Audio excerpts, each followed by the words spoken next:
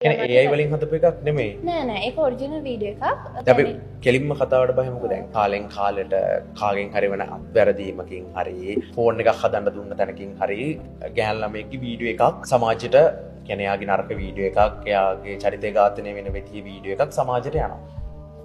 ගිහිල්ලා ඒක හැමෝම ෂෙයා කරගෙන සමහර වෙකින් වින්දනයක් ලබා සමහර වෙකට බනිනවා සමහර වෙකින් එන ආතල් එකක් ගන්නවා. ඒ ඔක්කොම වෙලා ඒ ගෑන් ළමයිගේ චරිතය ඝාතනය කරනවා. නමුත් සෙනුට උනේ කිසිම වැරද්දක් නොකර යම්කිසි වැරද්දකට සෙනුව පටලන්න හැදුවා. ඔව් මේ ඒ කියන්නේ මෙහෙමයි. එහෙම දෙයක්ද උනේ? ඔව් එහෙම දෙයක් තමයි උනේ. ඒක මුලින්ම ගිය අවුරුද්ද 2004 නේද?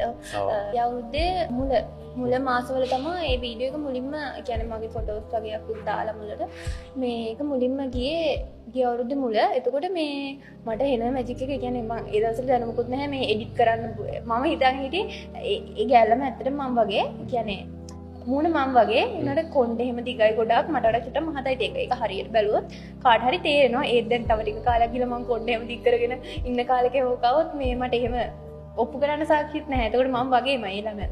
කොහොම හරි මේ ඊට පස්සේ මම ඒකට එන්ට්‍රි එකක් දාලා එහෙම කියන්නේ AI වලින් හදපු එකක් නෙමෙයි. නෑ ඒක ඔරිජිනල් වීඩියෝ එකක්.